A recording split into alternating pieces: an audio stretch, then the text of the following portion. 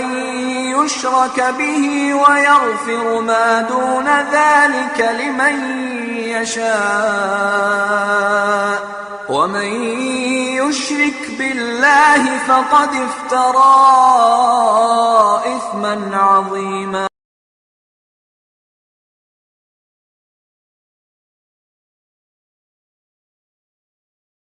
कान सुनने समझने की कोशिश करें और संजीदा से सुनें। इसके अंदर बहुत सारी मुफीद बातें, बहुत सारी लाभदायक बातें आपके सामने रखी जाएंगी जो आप बाद में उसके ऊपर आप अमल कर सकते हैं और उसको अपना सकते हैं, ले सकते हैं। लेकिन क़ब्ल इसके कि हम इस प्रोग्राम का आगाज़ शेख जो हमारे मेहमान ख़ुसूसी हैं उनसे शुरू करें, हम अपने अज़ीज़ मोहम्मद फ़हद को दावत देता हूँ कि वो आए और कुरान मजीद की तिलावत से इस महफिल का आगाज़ करे।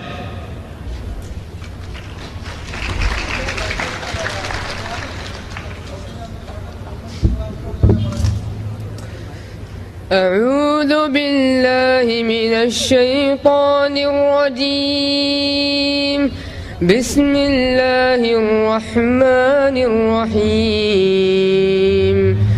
इन्न फी खल्क़िस समावाति वल अर्दि वख्तिलाफिल लैलि वन नहारि लआयातिन लिउलिल अलबाब الذين يذكرون الله قياما وقعودا وعلى جنوبهم ويتفكرون في خلق السماوات والأرض ربنا ما خلقت هذا باطلا سبحانك فقنا عذاب النار. ربنا إنك من تدخل النار فقد أخزيته وما للظالمين من أنصار. ربنا إننا سمعنا مناديا ينادي للإيمان أن آمنوا بربكم فآمنا ربنا فاغفر لنا ذنوبنا وكفر عنا سيئاتنا وتوفنا مع الأبرار. ربنا وآتنا ما وعدتنا على رسلك ولا تخزنا يوم القيامة إنك لا تخلف الميعاد. فاستجاب لهم ربهم أني لا أضيع عمل عامل منكم من ذكر أو أنثى بعضكم من بعض فالذين آمنوا وهاجروا وأخرجوا من ديارهم وأوذوا في سبيلي وقاتلوا وقتلوا لأكفرن عنهم من سيئاتهم ولأدخلنهم جنات تجري من تحتها الأنهار ثوابا من عند الله والله عنده حسن الثواب. لا يغرنك تقلب الذين كفروا في البلاد متاع قليل ثم مأواهم جهنم وبئس المهاد. لكن الذين اتقوا ربهم لهم جنات تجري من تحتها الأنهار خالدين فيها نزلا من عند الله وما عند الله خير للأبرار.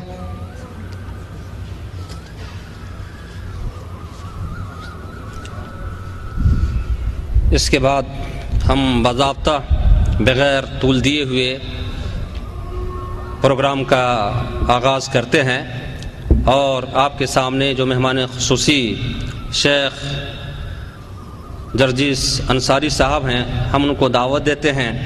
शेख मोहताज तारुफ़ नहीं हैं बल्कि आपकी सीडी और वीडियो ऑडियो कैसेटें हिंदुस्तान और इसी तरह सऊदीया दीगर ममालिक के अंदर मारूफ़ व मशहूर हैं।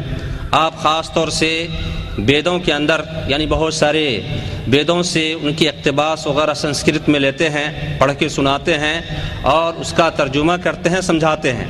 इस तरह आपके बयानात बहुत सारे हैं, बहुत सारे मौज़ूआत के ऊपर आज हम जैसे कि बतलाए हैं, आज का बयान जिस मौजू के तहत देंगे वो है मोहम्मद सल्लल्लाहु अलैहि वसल्लम हिंदू किताबों में। शेख से हम गुजारिश करते हैं शेख आएँ और सामीईन को अपने पुरमग़ज़ तकरीर से फैज़याब करें। जज़ाकल्लाह।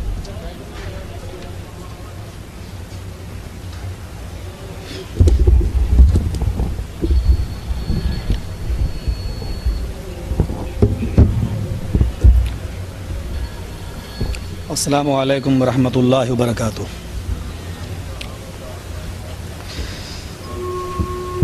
इन्नल हम्दलिल्लाह नहमदुहु व नस्तईनुहु व नस्तगफिरुहु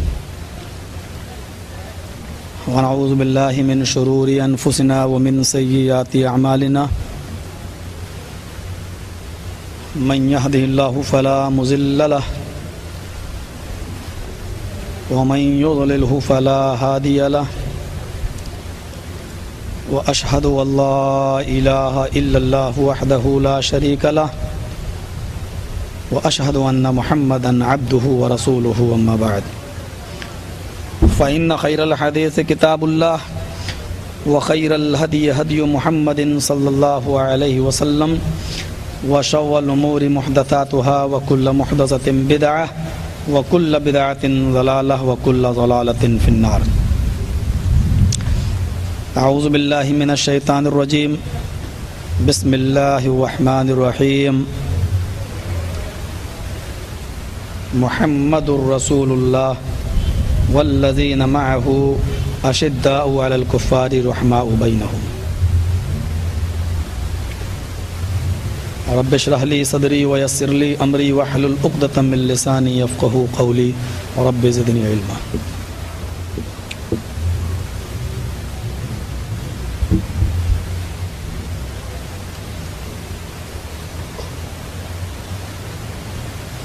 दम्माम के क़ुर्ब जवार में ये आज मेरा आखिरी प्रोग्राम है। तकरीबन 6 दिन मैंने आपके इस इलाक़े में गुजारे। कल जुमे की नमाज के बाद मुझे मदीना में ख़िताब करना है।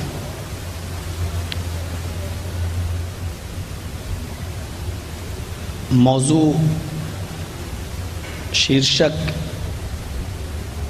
या टॉपिक आपने समाअत फरमाया मुहम्मदुर रसूलुल्लाह सल्लल्लाहु अलैहि वसल्लम हिंदुओं की मज़हबी किताबों में।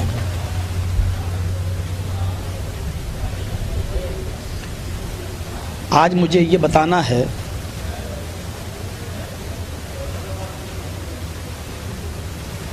कि ईश्वरीय धर्म,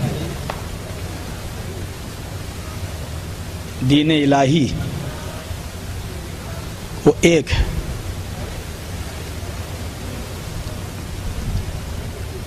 हर धर्म का आदमी वो जिस धर्म को भी मानता है वो ये समझता है कि मेरे पास जो धर्म है वही ईश्वरीय धर्म है, वही सही धर्म है। या कुछ लोग ये कहते हैं कि सारे धर्म सच्चे हैं, तरीक़ा अलग अलग है, रास्ता अलग अलग है, लेकिन मंजिल सबकी एक ही है। हालांकि इस बात में सच्चाई नहीं है। जिस तरह आसमान से बारिश होती है और वो बारिश सबके लिए होती है, हिंदुओं के लिए भी, मुसलमानों के लिए भी, क्रिश्चियन के लिए भी, यहूदियों के लिए भी, जैनियों के लिए भी। हवा जो चलती है, जो अभी भी हम और आप महसूस कर रहे हैं, ये ईश्वरीय हवा सबके लिए है। हिंदुओं के लिए भी, मुसलमानों के लिए भी, ईसाइयों के लिए भी, यहूदियों के लिए भी। ऐसे ही ईश्वरीय धर्म भी अल्लाह की तरफ से आया हुआ वो एक ही है और वो धर्म सबके लिए है। जिस तरह हवा और पानी में मतभेद नहीं किया जा सकता है, उसी तरीके से ईश्वरीय धर्म को भी बांटा नहीं जा सकता है, उसमें भी मतभेद नहीं किया जा सकता है।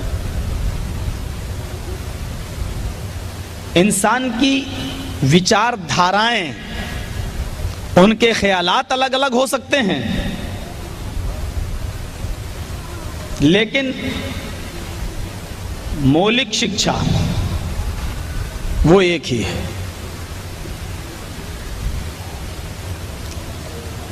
जहां तक जनाब मोहम्मद रसूलुल्लाह सल्लल्लाहु अलैहि वसल्लम का सवाल है,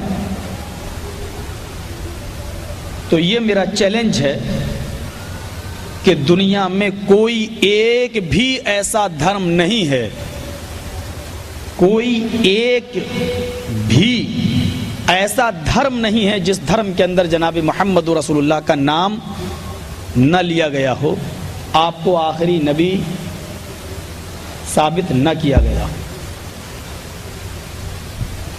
हमारे हिंदुस्तान और पाकिस्तान और बांग्लादेश और नेपाल से काफ़ी लोग यहाँ काम कर रहे हैं। ख़ास तौर पर नेपाल के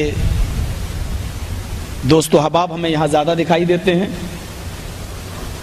मेरी भी 2 साल तक जो पढ़ाई हुई है वो नेपाल के अंदर हुई है। मैं कृष्णा नगर कपिलवस्तु में जो एक बहुत बड़ा मदरसा है जामिया सिराजुल उलूम अस्सलफिया, झंडा नगर जिसको बोला जाता है, कृष्णा नगर,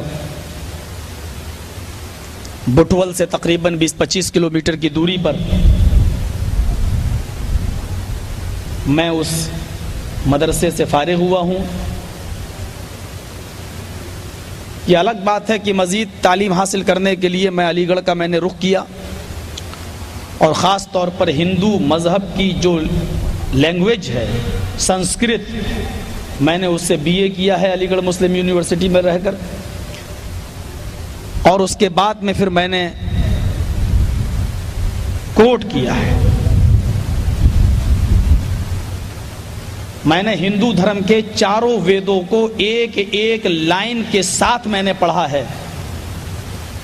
ऋग्वेद, यजुर्वेद, अथर्ववेद, सामवेद, और इसके बाद इन वेदों की जो व्याख्या कहलाती है, तफासीर जिसको हम अरबी में कह सकते हैं, वेदों का खुलासा, 18 पुराण की शक्ल में मैंने एक एक पुराण करके सारे पुराण पढ़े हैं। भागवत पुराण, कल्की पुराण, भविष्य पुराण, शिव पुराण, 18 पुराणों को मैंने एक एक करके पढ़ा है। उपनिषद भी मैंने पढ़े हैं, महाभारत भी मैंने पढ़ी है, और दोनों रामायणें, वाल्मीकि जी की रामायण वाल्मीकि रामायण के नाम से मशहूर है, मैंने उसको भी पढ़ा है। रामचरित जी की मानस, मैंने रामचरित मानस भी मैंने पढ़ी है, तुलसीदास जी की। श्रीमद् भागवत गीता की भी मैंने स्टडी की है। इन किताबों को पढ़ने के बाद जो निष्कर्ष, जो नतीजा निकलता है, उन नताइज को मैं आपके सामने पेश करता हूं कि उसका निचोड़ क्या है, उसका एसेंस क्या है, उसका खुलासा क्या है।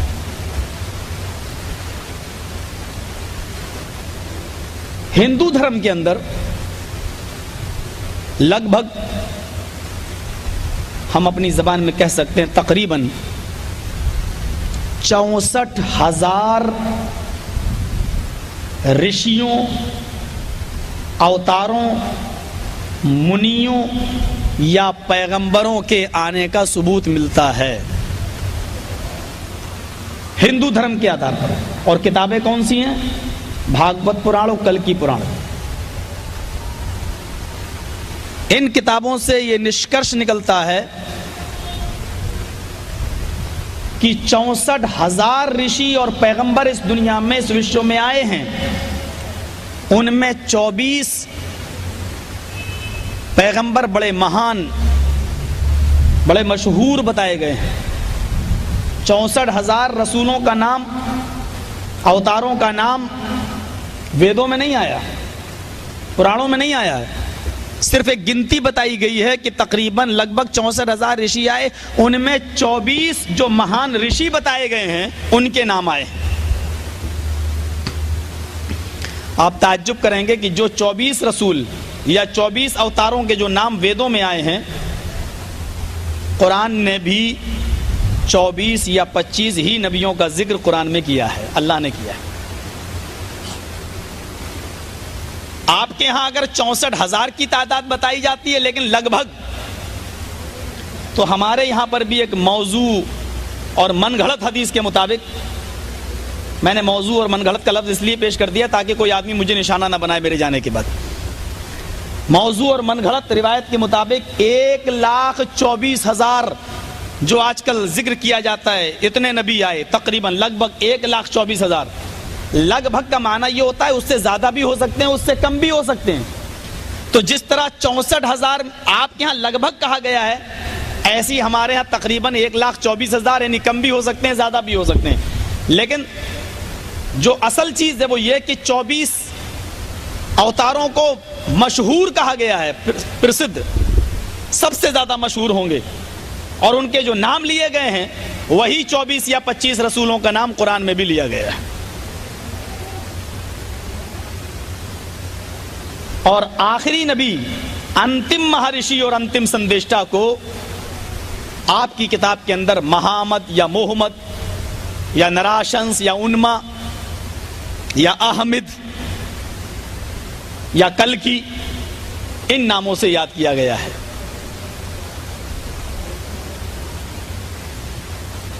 यहां मैं यह बता दूं कि हिंदू धर्म के अंदर अवतार का माना क्या होता है। जो डिक्शनरी आती है हिंदी में, जो आपको गीता प्रेस गोरखपुर से मिलेगी, नालंद विशाल शब्द सागर, ये संस्कृत इनटू हिंदी एक मोटी डिक्शनरी है। इस डिक्शनरी के अंदर अवतार का जो माना दिया है,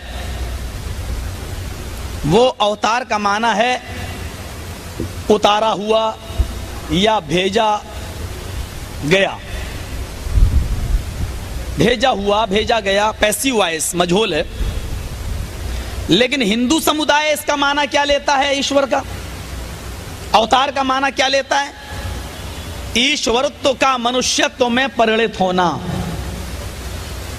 तुलसीदास जी ने जो माना बताया है वो यही, ईश्वरत्व का मनुष्यत्व में परिणित होना, जो सही नहीं है।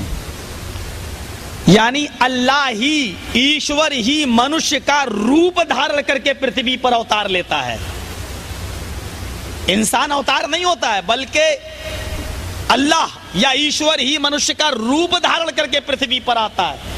यह गलत है, क्योंकि लुगत या डिक्शनरी कहती है अवतार का माना हुआ जिसको उतारा गया हो, पैसिव वॉइस, या जिसको भेजा गया हो।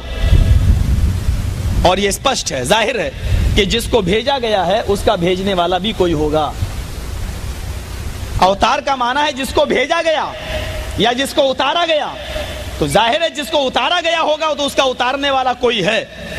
और हम यही डिफरेंस, यही फर्क करते हैं। उतारने वाला सुपर पावर है, वो अल्लाह है, और जिसको उतारा गया लास्ट में वो जनाबी मोहम्मद रसूलुल्लाह सल्लल्लाहु अलैहि वसल्लम है। मोहम्मद का और महमद का नाम वेदों में जिन जगहों पर आया है वो मैं आपको बता दूं। पहले कुरान से मैंने जो आयत पढ़ी है वो मोहम्मदुर रसूलुल्लाह, मोहम्मद अल्लाह के रसूल हैं। कुरान ने नाम क्या बताया? मोहम्मद। कुरान ने एक दूसरा भी नाम बताया। हजरत ईसा अलैहिस्सलाम ने अपनी कौम के लोगों से कहा था कि आए मेरी कौम के लोगों, आए बनी इसराइल, मैं तस्दीक करता हूं, पुष्टि करता हूं एक ऐसी किताब की, एक ऐसे रसूल की जो मेरे बाद आएगा। मुझसे पहले जो किताब नाजिल हुई तौरात, मैं उसकी तस्दीक करता हूं और तुम्हें खुशखबरी देता हूं, वह मुबश्शिरम बिरसूल याती मिन बाद इस्मुहु अहमद, और मैं तुम्हें शुभ समाचार देता हूं, तुम्हें खुशखबरी सुनाता हूं एक ऐसे रसूल की जो मेरे बाद आएगा, इस्मुहु अहमद, उसका नाम अहमद होगा। कुरान ने यह दूसरा नाम क्या बताया? अहमद। मैं वेदों के जरा मंत्र पढ़ने जा रहा हूं। महामद कहां आया है, मोहम्मद कहां आया है, अहमद कहां आया है, नराशंस कहां आया है, इन वेदों के मंत्रों को जरा एक नजर आप पहले सुन लें, फिर उस पर एक गहरी नजर डाल लेते हैं। मुझे सिर्फ बताना यह मकसद है कि इस्लाम सिर्फ मुसलमानों का मजहब नहीं है। मुझे बताना यह मकसद है इस तकरीर के अंदर कि मोहम्मद रसूलुल्लाह सिर्फ मुसलमानों के रसूल नहीं है, बल्कि आप जिस कल्कि की प्रतीक्षा कर रहे हैं, जिस आखिरी अवतार की प्रतीक्षा कर रहे हैं, अंतिम महर्षि का वेट आप कर रहे हैं, आपकी किताबें उस रसूल के बारे में, उस ऋषि के बारे में क्या बताती हैं? वो आएगा या आ चुका है। कम से कम हमारा कुरान और हमारी हदीसें अगर आपके समझ में नहीं आती हैं तो आप कम से कम अपनी किताबें देखकर ही समझने की का प्रयत्न करें, कोशिश करें। शायद आपकी किताबें ही आपको सत्य मार्ग की तरफ अग्रसर कर दें, सत्य मार्ग का निमंत्रण दे दें, सत्य मार्ग और सिराते मुस्तकीम की दावत दे दें। हो सकता है कि आपकी समझ में आ जाए। मैंने पूरे 12 साल लगाए हैं, 12 साल वेदों की स्टडी में और वेदों को पढ़ने में, और ये अपने वेदों के 12 साल अध्ययन और स्टडी का निचोड़ है जो मैं आपके सामने पेश कर रहा हूं। जरा वेदों के मंत्र देखें, मोहम्मद कहां आया है, अहमद कहां आया है। पहला मंत्र श्रीमद् भागवत महान पुराण स्कंद 12 अध्याय नंबर 2 और मंत्र नंबर आपको मिलेगा 17। दूसरा मंत्र मंत्र नंबर 18, स्कंद 12 अध्याय 2 मंत्र नंबर 17-18। मंत्र नंबर 17 जरा सुनिए पहले। अज्ञान हेतु कृत मोह मदांधिकारम नाशम विधायम हि तदोदयते विवेकः।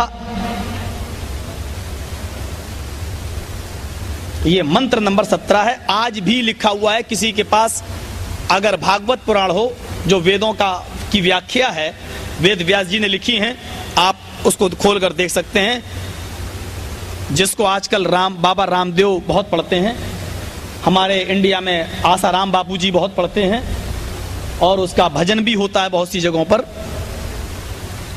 कभी कभी मुझे भी बुलावा मिलता है, निमंत्रण दिया जाता है, मैं भी जाता हूं। आमतौर पर सर्वधर्म सम्मेलन में, जहां हिंदू लोग बड़े बड़े मंदिरों में हमको बुलाते हैं। ये मंत्र मोहम्मद के नाम के साथ मौजूद है। अज्ञान हेतु किरत मोह मदांधिकारम नाशम विधायम। मैं इस मंत्र को बार बार पढ़ रहा हूं ताकि आपके जहन में बैठ जाए। अज्ञान हेतु किरत मोह मदांधिकारम नाशम विधायम हि तदोदयत विवेका। अभी मैं मीनिंग बताऊंगा, तर्जमा बताऊंगा, इसका अर्थ क्या होता है बताऊंगा। यहां मोहम्मद आया है, महामद भी आया है। महामद कहां आया है? मंत्र नंबर 18। ए तस्मिन्नंतरे मलेक्ष आचारण समन्वितः महामदिति खयात शिष्य शाखा समन्वितः। यहां महामद आया है। यह फैसला हमारे हिंदू भाई करेंगे, कहीं मोहम्मद कहीं महामद, ऐसा क्यों? अज्ञान हेतु किरत मोह मदांधिकारम नाशम विधायम हि तदोदयते विवेका। स्कंद 12 अध्याय 2 मंत्र नंबर 17। ए तस्मिन्नंतरे मलेचाचारण समन्वितः महामदिति खयात शिष्य शाखा समन्वितः। स्कंद 12 अध्याय 2 मंत्र नंबर 18। मंत्र नंबर 19 में अहमद लिखा हुआ है। मीनिंग बताता हूं अभी। मंत्र नंबर 19 भी देख लीजिए। वेद आहामिद, अहमद का नाम भी आया। वेदाहामिद पुरुष महानिमादित्यो वरुण तपस प्रस्तात् यन्नियायः। इस मंत्र में मोहम्मद का नाम अहमद भी बताया गया है। मोहम्मद को नराशंस भी कहा गया है, मंत्र इस तरह है। यह मंत्र आपको कहां मिलेगा? जो मैं पढ़ने जा रहा हूं ये आपको हिंदू धर्म के चारों वेदों में एक मशहूर वेद है अथर्व वेद, उसके कांड नंबर 20 और सूक्त नंबर 127 का मंत्र नंबर 1, 2, 3। मैं तीनों मंत्र लाइन से पढ़ रहा हूं, मैं मीनिंग बताता हूं भाई थोड़ी देर में। तीनों मंत्र को मैं लाइन से पढ़ता हूं, कांड 20, सूक्त नंबर 127 और मंत्र नंबर 1, 2, 3। इदम जनाओपशरोतो नरा शंसिस्तश्विष्यते षष्ठ्यं सहस्त्रानवीतं च कौरम अरुष्मेधु दद्महे ओष्ट्रायस्य पर्वाहिणो बधूमन्तो द्युदशः एष एषाये मामहे शतं निष्कान्दशस्तरजः त्रीणि शतान्यवर्तान्य सहस्रादश गौनामा। ये तीनों मंत्र मैंने लाइन से पढ़ दिए।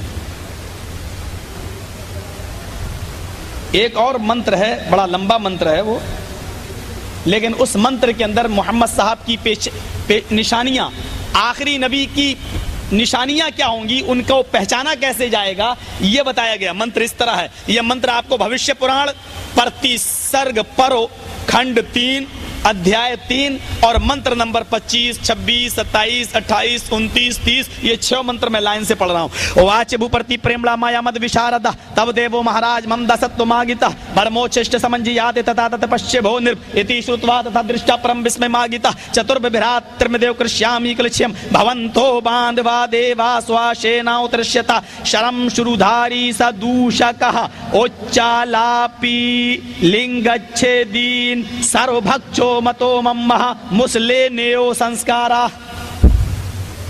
मंत्र थोड़ा लंबा है, आप लोग भी सोच रहे होंगे पता नहीं ये लोग इंडिया से मौलवी को बुलाए हैं या पंडित को बुलाए हैं। अब इन मंत्रों को जरा देखिए और अंदाजा लगाइए कि क्या इन मंत्रों से ये लगता है कि मोहम्मद साहब सिर्फ मुसलमानों के नबी थे? जोर से कहो सल्लल्लाहु अलैहि वसल्लम। अज्ञान हेतु किरत, अज्ञान कौन नहीं जानता है? बहुत से बच्चे पढ़े होंगे हिंदी भी। बेइल्मी या जिहालत को अज्ञान कहते हैं, लाइल्मी को अज्ञानी कहते हैं। एक आदमी जाहिल है उसको कहेंगे अज्ञानी, अनपढ़ को कहते हैं। और ज्ञान मानी पढ़ा लिख, इल्म, विद्या। अज्ञान हेतु किरत, वो जिहालत को, अंधेरे को, अज्ञान को, लाइल्मी को खत्म करेगा। हेतु किरत, सबका हितकारी बनकर आएगा। आगे नाम आ रहा है, मोह मदांधिकारम, उसका नाम मोहम्मद होगा। अंधिकारम नाशम, उसके आने के बाद अंधेरा नाश हो जाएगा, उसके आने के बाद अंधेरा मिट जाएगा। गौर कीजिए, मक्का और मदीना की सरजमीन पर आप तो नहीं गए हैं क्योंकि एंट्री नहीं है आपकी, लेकिन जरा गौर करके देखें और पूछ कर देखें इन विद्वानों से, अरबी के इन पंडितों से पूछ के देखें मक्का और मदीना में कितना अंधेरा था, कितनी जिहालत थी, कितनी बर्बरता थी, कितना जुल्म और सितम था। इतिहास पढ़िए मक्के का, हिस्ट्री पढ़िए मक्के की। मोहम्मद साहब के आने से पहले इतनी बेइल्मी थी, इतनी जिहालत थी कि लड़के को लोग जब पैदा होता था तो कत्ल कर दिया करते थे कि ये बड़े होकर मेरे साथ खाएगा। लड़की पैदा होती थी उसको जिंदा कब्र खोद कर, गड्ढा खोद कर गाड़ दिया जाता था कि ये लड़की मेरा नाम अंधेरे में मिला देगी, इसकी शादी कराना पड़ेगी, किसी को अपना दामाद बनाना पड़ेगा। लड़की कलंक थी, मुआशरे के नाम पर, समाज के नाम पर एक कलंक थी। अज्ञान वो आएगा तो जहालत को खत्म करेगा। मोहम्मद साहब नबी अकरम सल्लल्लाहु अलैहि वसल्लम के ऊपर कुरान की सबसे पहले जो पंक्तियां, जो आयतें नाजिल होती हैं वो जिहालत को खत्म कर रही हैं, वो बेइल्मी को मिटा रही हैं। गारे हिरा पे जाकर देखिए, वो गारे हिरा की आज भी जहां की ऊंचाई देखी नहीं जाती है, सर उठा के देखो तो लगता है कि टोपी नीचे गिर जाएगी, कोई गाड़ी लेकर चढ़ो तो ऐसा लगता है कि गाड़ी उलट जाएगी पीछे। आसपास कोई मकान नहीं, आज भी वो गारे हिरा का नक्शा मौजूद है। इतने ऊपर चढ़ जाया करते थे जनाब मोहम्मद रसूलुल्लाह सल्लल्लाहु अलैहि वसल्लम, कई कई दिन का खाना ले जाया करते थे। आज भी उस गारे हिरा में एक आदमी से ज्यादा की जगह नहीं है। पहाड़ी पर चढ़ के जाइए और जहां बैठा करते थे उस जगह को जरा गौर से देखिए, एक आदमी से ज्यादा कोई दूसरा आदमी उसमें बैठ ही नहीं सकता है। वहां बैठ जाया करते थे, अल्लाह को याद किया करते थे, ऊपर वाले का वर्णन किया करते थे। वहां परशुराम आते हैं, आप ताज्जुब करेंगे, हमारे मुसलमान भाई भी शायद यहां से जाने के बाद ऑब्जेक्शन लगाए मेरे ऊपर। ये लो जर्जी साहब आए, कौन सी बात कह गए? हजरत जिब्राइल अलैहिस्सलातु वस्सलाम उस जगह पर आते हैं। जिब्राइल को वेदों में परशुराम कहा गया, परशुराम, इसलिए मैं आपको समझा रहा हूं और ये बता रहा हूं कि परशुराम आए, अंतिम ज्योति लेकर, अंतिम दीपक लेकर आए, रोशनी लेकर आए। जानते हो कुरान की वो पहली ज्योति, पहली रोशनी क्या थी जो परशुराम जनाब मोहम्मद रसूलुल्लाह पर नराशंस पर लेकर आए? जिब्राइल अलैहिस्सलाम जो वही पैगाम लेकर आए। कुरान की पहली आयत क्या थी? इक़रा बिस्मि रब्बिकल लज़ी खलक़। आए नबी, आए मोहम्मद साहब, पढ़ो उस रब के नाम से जिसने पैदा किया। इक़रा, पढ़ो। कुरान की सबसे पहली आयत इल्म का, ज्ञान का रास्ता दे रही है, इल्म को उजागर कर रही है, जिहालत को खत्म कर रही है। और क्या फरमाया जा रहा है? पढ़ो पढ़ो, इल्म से शुरुआत हो रही है। और आखिरी नबी के बारे में आपकी किताब क्या कहती है कि वो जिहालत को खत्म करेगा, बेइल्मी को खत्म करेगा। इससे बड़ी बेइल्मी को खत्म करने वाला कौन होगा कि जिसके ऊपर कुरान की आयत सबसे पहले यही नाजिल हो रही है कि पढ़ो। उसके बाद कहा गया मोह मदा हेतु किरत, सबको फायदा पहुंचाएगा। कौन नहीं जानता? जैसे सूरज जब निकलता है तो उसकी रोशनी हिंदू मुसलमान सबके घरों में जाती है। कोई ये नहीं कह सकता है कि सूरज की रोशनी का सिर्फ मैं मुस्तहिक हूं, हिंदुओं को नहीं मिलना चाहिए, ईसाइयों को नहीं मिलना चाहिए। जैसे सूरज सबको रोशनी देता है, ऐसे ही मोहम्मद साहब कुरान की जो ज्योति लेके आएंगे वो ज्योति सबके लिए होगी, सबको रोशन करेगी। मुसलमानों ने समझ रखा है कि कुरान बस हमारी किताब है, मोहम्मद रसूलुल्लाह हमारे नबी हैं, मुसलमानों के नबी हैं, इस्लाम सिर्फ हमारा मजहब है। ऐसी बात नहीं है। इस्लाम सारी कायनात के लिए सबका मजहब है, एक एक फर्द का मजहब है। मोहम्मद रसूलुल्लाह ने यह नहीं कहा कि मैं मुसलमानों का नबी हूं। आप कहते हैं कि हमारे नबी, आप कहते रहिए, लेकिन नबी ऐलान कर रहे हैं कि मैं तुम्हारा नहीं, सिर्फ मुसलमानों का नहीं, इन्नी रसूलुल्लाहि इलैकुम जमिया, मैं तुम सब की तरफ अल्लाह का रसूल बनाकर भेजा गया हूं, तुम सब की तरफ। मोहम्मद रसूलुल्लाह ने कहा तुम सब का रसूल हो मैं, सबका हितकारी होगा। अंधकारम नाशम, उसके आने के बाद अंधेरा नाश हो जाएगा। जब अल्लाह के नबी को नबूवत मिली, ईश्वरीय ज्ञान मिला, आपने ऐसे अंधेरे को नाश कर दिया, ऐसे अंधेरे को नाश कर दिया। आप खुद देख लीजिए, नजर डाल के देख लीजिए, जिहालत कैसी मिटी। लोग अपने बाप के मरने के बाद अपनी मां को पत्नी बना लिया करते थे। इससे बड़ी जिहालत और क्या होगी कि अपने बाप के मरने के बाद बेटा अपनी मां को ही अपनी पत्नी बना ले। मोहम्मद साहब के आने के बाद ये सारी जिहालत इस अरब की सरजमीन से उड़ गई, खत्म हो गई। इतकलोगत्राए जनेशु खरगर मिली धर्म त्राणाए सतवैने भगवान उदृश्य। इतकलो कलयुग के अंदर जनेशु खरगर मिली, जब सारी जनता जानवरों की तरह हो जाएगी। आपका मंत्र है, आपकी किताबों में लिखा है, आप क्यों नहीं पढ़ते? किसने रोका है आपको? पढ़िए। चमगादड़ को दिन में ना दिखता तो इसमें सूरज का कसूर नहीं है, सूरज का काम रोशनी देना, वो रोशनी दे रहा है। अब इसमें चमगादड़ अंधा हो जाए तो इसमें सूरज का कसूर नहीं है।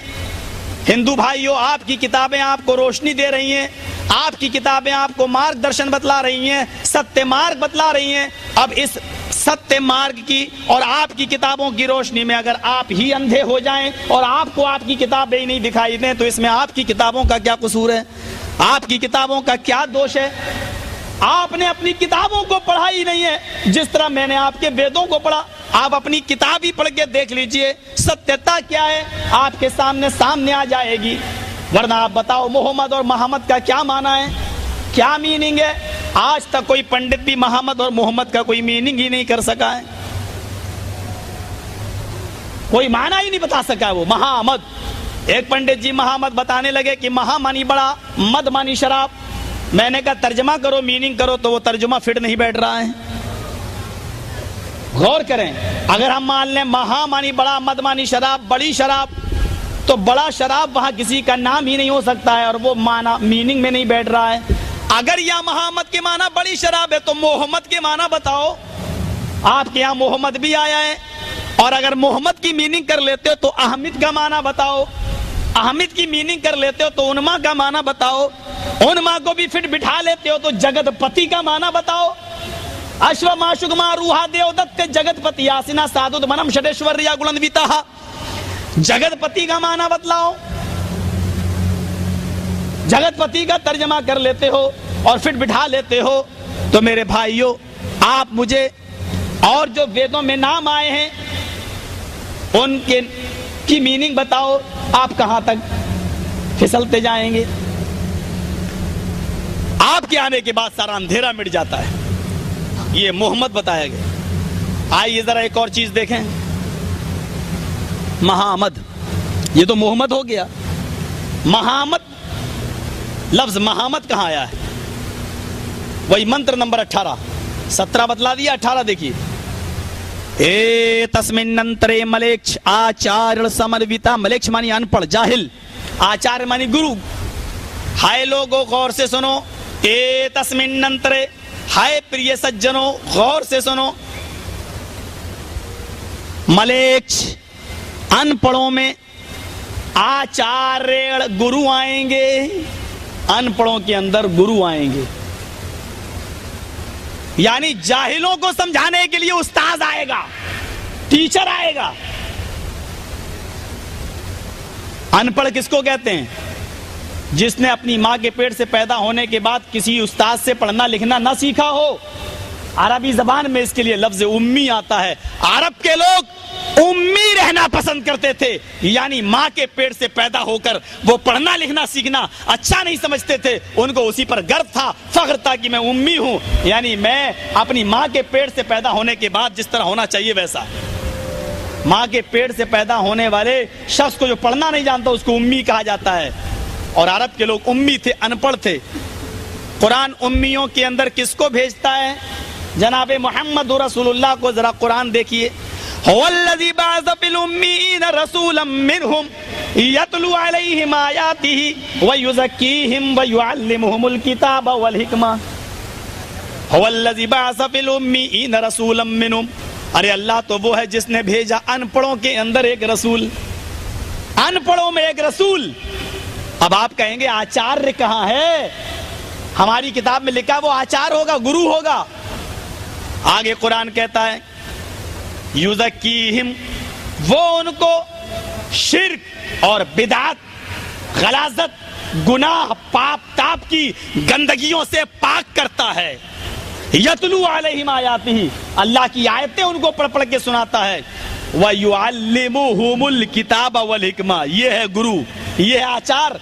व युअल्लिमुहुमुल किताब वल हिकमा, और वो उनको किताब व हिकमत सिखलाता है, कुरान और हदीस बतलाता है। मेरे भाइयों, सिखाने वाला उस्ताद हुआ या नहीं हुआ? अल्लमा युअल्लिमु मानी सिखलाना, और सिखलाने वाला मुअल्लिम, मुअल्लिम के माना उस्ताद के होते हैं। आचार्य और मुअल्लिम किसको कहिए आप? मैं तो ये कहूंगा कि अरबी में मुअल्लिम कहते हैं और संस्कृत में आचार्य कहते हैं। सिर्फ भाषा का अंतर है, लफ्ज एक ही है।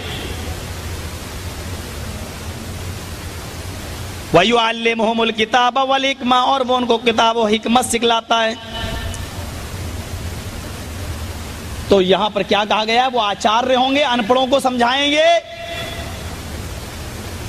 शिष्य शाखा समन्विता तस्मिन्नंतरे मलेचाचार समन्विता महामदिति खयात शिष्य शाखा समन्विता। समन्विता मानी समान नजर से, और उस सबको बराबर की दृष्टि से, बराबर की नजर से देखेगा, यानी उसकी नजर में कोई छोटा और बड़ा नहीं होगा, वो सबको बराबर की नजर से देखेगा। ये मोहम्मद साहब का जजमेंट था, फैसला था। आपने सबको बराबर की नजर से देखा, किसी को छोटा और किसी को बड़ा नहीं। इतिहास पढ़िए, देख डालिए, ऋग्वेद भूमिका पढ़िए आप। आज भी बहुत सी बातें आपको ऐसे मिलेंगी जिसके से आज हमारा भारत प्रभावित है, नेपाल भी प्रभावित है। ब्राह्मणों को जो हैसियत हासिल है वो दूसरे कास्ट और दूसरी बिरादरी के लोगों को वो हैसियत हासिल नहीं है, क्योंकि ऋग्वेद में बाकायदा लिखा हुआ है कि ब्रह्मा ने अपने मुंह से ब्राह्मण को पैदा किया, ब्रह्मा ने अपने हाथों से छत्री ठाकुर को पैदा किया, ब्रह्मा ने अपने रान से वेश को पैदा किया, और ब्रह्मा ने अपने पैरों से शूद्र को हरिजन को पैदा किया। आज भी लिखा हुआ है। अगर किसी शख्स को ऑब्जेक्शन हो तो ऋग्वेद खोल के देखे, पढ़े और देखे। जहां ब्रह्मा ने अपने मुंह से ब्राह्मण को पैदा किया हो, हाथों से छत्री को, और सबसे नीचे पैरों से शूद्र पैदा हुआ हो। हमारे यहां मायावती जी जो चीफ मिनिस्टर है उत्तर प्रदेश की, बार बार धमकी देती रहती हैं। हमको इसलिए अच्छा नहीं समझा जाता क्योंकि हम चमार हैं, हम शूद्र हैं। ये नारे इसीलिए लगाए जाते हैं ताकि अपना प्रभाव डाला जा सके, अपना असर डाला जा सके। उठाओ हज्जतुल विदा के उस खुतबे को, जब जनाब मोहम्मद रसूलुल्लाह सल्लल्लाहु अलैहि वसल्लम ने यह कहकर रंग और नस्ल को मिटा दिया था। फरमाया तला फज़ल लिअरबी नाला आजमी वला लिअजमी नाला अरबी। किसी अरब के रहने वाले को आजम के रहने वाले पर, किसी गैर मुल्की को, किसी आजमी को अरब के रहने वाले पर कोई फजीलत नहीं। किसी काले को गोरे पर और किसी गोरे को काले पर कोई फजीलत नहीं। हजरत बिलाल रजी अल्लाह ताला अन्हु जो रंग के अंदर बहुत स्याह थे, काले थे, हदीस की किताबों में जिनके बारे में कोयले से भी ज्यादा काले होने के अल्फाज मौजूद हैं कि वो कोयले से ज्यादा काले थे, लेकिन खाने काबा के अंदर मेरे भाइयों 5 वक्त की अजान देने का शर्फ हजरत बिलाल रजी अल्लाह ताला अन्हु को दिया जाता है। अल्लाह के नबी कहते हैं, बिलाल ऐसा कौन सा नेक अमल करते हो कि मैंने जन्नत के अंदर तुम्हारे जूतों की आवाज सुनी। हजरत बिलाल कहते हैं, अल्लाह के नबी कुछ नहीं, मैं बगैर वुजू के कभी नहीं रहता हूं। जब भी मैं वुजू बनाता हूं तो 2 रकात तहियतुल वुजू जरूर पढ़ लेता हूं। फरमाया, आए बिलाल, यही वो नेकी है जो तुम्हें पैराडाइज में, तुम्हें स्वर्ग में, तुम्हें जन्नत में ले गई। हजरत बिलाल ने जैसे ये कहा, बड़े बड़े चौधरी रईस जानते हैं कि ये काला है, कलूटा है, हबशी नस्ल है, सियाह फाम काला। आज भी देख लो हज के मौसम में या उम्रा करते हुए कितने ऐसे लोग मिलेंगे जिनकी शक्ल सूरत कितनी काली। हजरत बिलाल के बारे में तो ये लफ्ज मौजूद है कि कोयले से ज्यादा काला, लेकिन इसके बावजूद बड़े बड़े अमीर अरब के उठते हैं और कहते हैं, बिलाल तुम मेरी बेटी से शादी कर लो, मेरी बेटी चांद का टुकड़ा है, मेरी बेटी खूबसूरत है, तुम्हारे निकाह में जाएगी तो तुम भी उससे जन्नत जैसा अमल कराओगे, तुम भी उससे जन्नत जैसे काम कराओगे। ये फख्र मिला है, ये हैसियत दी है इस्लाम ने। आज भी आप देख लो, मैं जानता हूं अरबियों को बड़ा फख्र है अपने ऊपर, मैं ये भी जानता हूं कि वो गैर मुल्क के दूसरे लोगों को किस नजर से देखते हैं। ये सारी बातें आपकी बताने की जरूरत नहीं, मैंने अपने 20 रोजा विजिट पर ये सारी चीजें देख डाली हैं।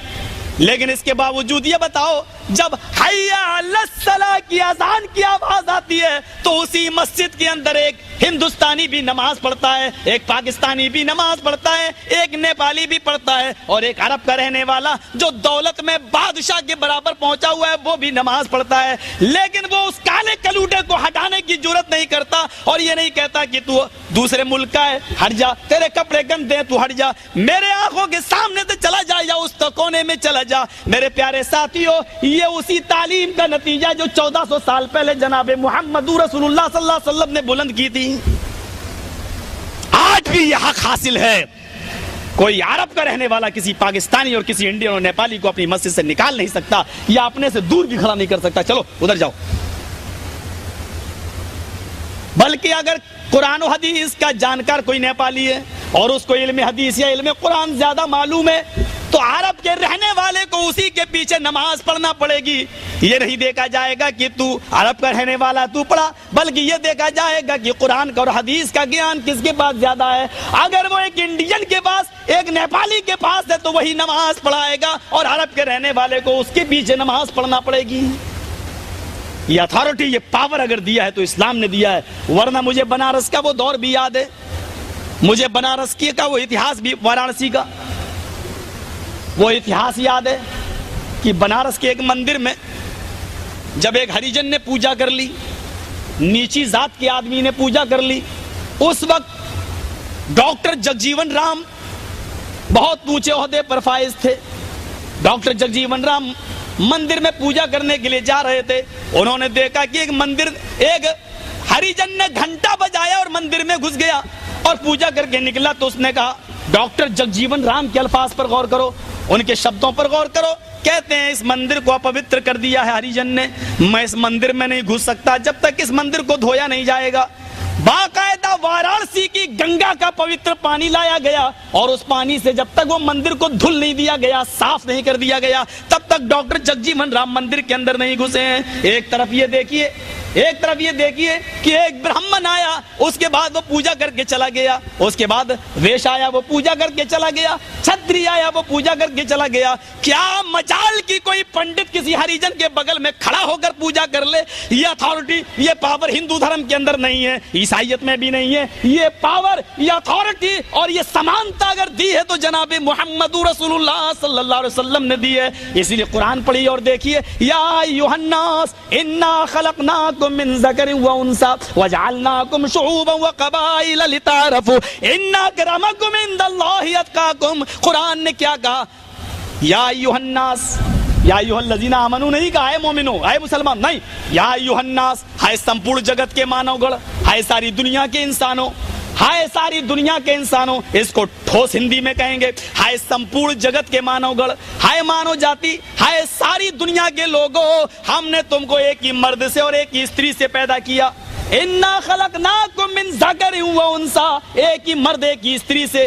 तुम्हारा एक ही मर्द बाप है, कौन है? वेदों में आशू कहा गया है, हमारे आदम कहा गया है, वेदों में हव्वा को हिवती कहा गया, हमारे हव्वा कहा गया है। तुम सब आशू की, हिवती की, शत्रुपा की संतान हो, तुम सब आदम और हव्वा के बेटे हो। और जब बेटे हो सब एक बाप के, तो सब भाई भाई हैं या नहीं? इस्लाम ने सबको भाई भाई करार दिया इंसानियत के रुतबे से, इंसानियत के नाते से। और उसके बाद में ये फरमा दिया, कोई बड़ा नहीं, हमने तुम्हारे शोबे और कबीले बना दिए। वजअलनाकुम शुऊबन व क़बाइल, हमने तुम्हारे शोबे और कबीले बना दिए। कोई कहता मैं अंसारी हूँ, कोई कहता मैं खान हूँ, कोई कहता मैं कुरैशी हूँ, कोई कहता मैं सैयद हूँ। हाँ, हमने ये ब्रांचेस तुम्हारी बनाई है, ये बिरादरियां तुम्हारी बनाई हैं, लेकिन इसलिए नहीं कि कोई तुम में छोटा है कोई बड़ा है। कोई छोटा नहीं है, कोई बड़ा नहीं है। खान अंसारी से ऊंचा नहीं है, अंसारी किसी कुरैशी से ऊंचा नहीं है, कोई कुरैशी किसी सैयद से ऊंचा नहीं है, और कोई सैयद भी इन चारों में से किसी से ऊंचा नहीं है। तुम सब बराबर हो। इन्ना अक्रमकुम इंदल्लाहि अत्क़ाकुम, अल्लाह की नजर में बड़ा सिर्फ वही है, अल्लाह के नजदीक बड़ा वही है जो अल्लाह से सबसे ज्यादा डरता है। वो भी अपनी नजर में नहीं, बल्कि अल्लाह की नजर में, अल्लाह के नजदीक सबसे बड़ा वो है जो अल्लाह से सबसे ज्यादा डरता है। होंगे आप अंसारी अपनी जगह पर, होंगे आप खान अपनी जगह पर, होंगे आप सैयद अपनी जगह पर। गौर करो, उबैदुल्लाह खान आज़मी हमारे हिंदुस्तान के अंदर राज्यसभा का मेंबर है, राष्ट्रीय जनता दल का। इमाम बुखारी दिल्ली की जामा मस्जिद के इमाम हैं, खुतबा देते हैं, नमाज भी पढ़ाते हैं। दिल्ली की सड़कों पर भीख मांगने वाले भिखारियों को भी एक नजर डाल लो, पैर कटाए, हाथ कटाए, आजान की आवाज आती है हय्या अलस्सलाह। उबैदुल्लाह खाज़मी ये नहीं कह सकते कि मैं नहीं जाऊंगा, अभी मेरे लिए अलग अजान होगी, उस वक्त मैं जाऊंगा। यही अजान का वक्त अमीरों के लिए भी है, यही अजान का वक्त गरीबों के लिए भी है, वही जमात अमीर के लिए भी है, गरीब के लिए भी है। तुम MLA हो, MP हो, जो कुछ भी हो, मस्जिद की 4 दीवारी के बाहर तुम सब कुछ हो। मेरे घर में आना है, अल्लाह की मस्जिद में आना है, मेरे घर में आना है, इस चौधराहट की का ताज उतार के आना, मेरे घर में तुम सब बराबर हो। कदम से कदम, पैरों से पैर मिलाकर तुम्हें खड़ा होना पड़ेगा, कांधे से कांधा मिलाकर तुम्हें खड़ा होना पड़ेगा, और एक इमाम की इक्तिदा सबको करना पड़ेगी। हमारे घर में तुम सब बराबर हो, हमारे घर में किसी की नहीं चलेगी, चलेगी तो मेरी चलेगी या मेरा कानून चलेगा। घमंड तोड़ा है। और जो शख्स नमाज नहीं पढ़ता, मस्जिदों में नहीं आता, वो सुन ले कि वो अपने आप को अब रब बनाने का प्लान बना रहा है, वो अपने आप को अल्लाह बना रहा है, वो अपने आप को रब के मुकाबले में खड़ा कर रहा है। इसलिए कि ये सर ऊपर, अल्लाह ने पेशानी ऊपर बनाई, सबसे ऊपर वाली जात के सामने झुकना चाहिए, और वो खुद नहीं झुकाता है तो गोया कि वो अपने गुलाम होने का ऐलान नहीं कर रहा है, अपने महकूम होने का और रब को हाकिम मानने का ऐलान नहीं कर रहा है, वो अपना गुलाम और रब को मालिक मानने का ऐलान नहीं कर रहा है। गोया कि उसने अपने रब के मुकाबले में अपने आप को पेश कर दिया है, और रब के मुकाबले में जो अपने आप को पेश करे उसकी हैसियत क्या होगी, उसका अंजाम क्या होगा। तो ये चीज सिर्फ इस्लाम देता है, समन्विता, सबको बराबर की नजर से देखा है। एक लड़की जिसका नाम फातिमा है, कबीले बनु मखजूम की है, पकड़ी गई चोरी में। चोरी इतनी थी कि हाथ काटना वाजिब था। आपने कहा हाथ काट डालो, कहा अल्लाह के नबी बड़े घर की लड़की है, हाथ न कटवाइए, लोग क्या कहेंगे, अमीरों के बेटियों को भी नहीं छोड़ा जाता है। आपने कहा इस्लाम लाने के बाद ये अमीरी और गरीबी का मामला कहां से आ गया, चलो हाथ काट डालो। हाथ काट दिया, वही हुआ जो होना था। लोगों ने चढ़ाया, तुम्हारा धर्म देखो कितना, तुम्हारा मजहब देखो, अमीरों की बेटियों के भी हाथ काट डाले गए। मोहम्मद रसूलुल्लाह का जवाब सुनो, क्या फरमाया आपने, और यही बराबर की नजर से देखना था। आपने फरमाया लौ अन्ना फातिमा बिन्त मोहम्मद सरकत लक़ततु यदहा, अगर आज उसकी जगह पर मेरी अपनी बेटी फातिमा पकड़ी जाती और वो भी चोरी करती, सरकत चोरी में पकड़ी जाती, लक़ततु यदहा, तो मैं अपनी बेटी का हाथ भी काट डालता। वो तो बहुत दूर की और लड़की थी, अगर मेरी बेटी भी चोरी करती तो मैं अपनी बेटी का हाथ भी काट डालता, और मुझे चोरी के जुर्म में हाथ काटने से कोई नहीं रोक पाता। ये था सबको बराबर की नजर से देखना। हजरत अब्बास उनके चचा थे, जंगे बदर में अबू जहल का साथ दे रहे थे, और जब गिरफ्तार कर लिए गए, सारे काफिरों के पैरों में बेड़ियां पड़ी हैं, तो नबी के चचा अब्बास के पैरों में भी बेड़ियां पड़ी हुई हैं। वो रोते थे, चीखते थे, चिल्लाते थे, लेकिन नबी को रहम नहीं आया। आप एक बार रोने लगे। किसी ने पूछा अल्लाह के नबी क्यों रो रहे हैं, कहा मेरे चचा को तकलीफ होती है इसलिए मुझे तकलीफ होती है। वो मेरा चचा ही नहीं, सिनवा भी, मेरा बाप भी है। जिसने बाप ना देखा हो पैदा होने के बाद, तो वो अपने चचा ही को तो अपना बाप समझेगा। रात में कोई सहाबी गए और बेड़ी ढीली कर दी। अल्लाह के नबी उठे, देखा मेरे चचा आराम से सो रहे हैं, आपने सहाबा को उठाया। इंसाफ का मर्डर किसने किया, इंसाफ का खून किसने किया, मेरे चचा के पैरों की बेड़ियों को किसने ढीला किया। एक सहाबी उठे, कहा अल्लाह के नबी मैंने। आपने कहा क्यों, कहा जब उनको तकलीफ होती थी तो आप रोते थे, और आपका रोना हम देख नहीं सकते हैं। फरमाया फफअलू कुल्लुहुम मुसारा, जाओ जो काम तुमने मेरे चचा के साथ किया है, सारे कैदियों के पैरों की बेड़ियों को ढीला कर दो। जो मेरे चचा के साथ किया वो सारे नास्तिकों और सारे काफिरों के साथ करो, और अगर सारे काफिरों को आराम नहीं दे सकते हो, उनको कैद और मशक्कत में डालना चाहते हो, और बेड़ियों को टाइट रखना चाहते हो, तो जाओ फिर मेरे चचा के पैरों की बेड़ियों को भी टाइट कर दो। ये मंजर दिखला दिया। ऐसी मसावात और ऐसा इंसाफ कहाँ मिलेगा। और यही ऋग्वेद ने और यही भागवत पुराण में कहा है, क्या कहा है कि वो समन्विता सबको बराबर की नजर से देखेगा। मोहम्मद और मोहम्मद हो गया, आइए अहमद भी देख लें। विदहामिद पुरुष महानिमादित्य वरुण तपसा प्रस्ताद, उसका नाम अहमद होगा, पुरुष इंसान होगा। महान इमादित, इतना बड़ा महान पुरुष होगा कि उसके बराबर कोई दूसरा नहीं होगा। मैं एक एक शब्द का अर्थ बतला रहा हूं, कोई पंडित भी नहीं बतलाएगा। वेद अहमिद, अहमद नाम का आदमी आएगा, पुरुषम इंसान होगा, महान इमादित, इतना बड़ा महान पुरुष होगा कि महान इमादित उसके बराबर कोई दूसरा नहीं होगा।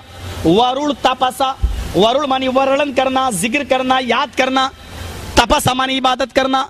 वो नमाजों में, इबादत में अल्लाह का बहुत ज्यादा नाम लेगा, अल्लाह का, ईश्वर का बहुत ज्यादा नाम लेगा। वरुण तपसा प्रस्ताद, उसी के धर्म में चले जाना।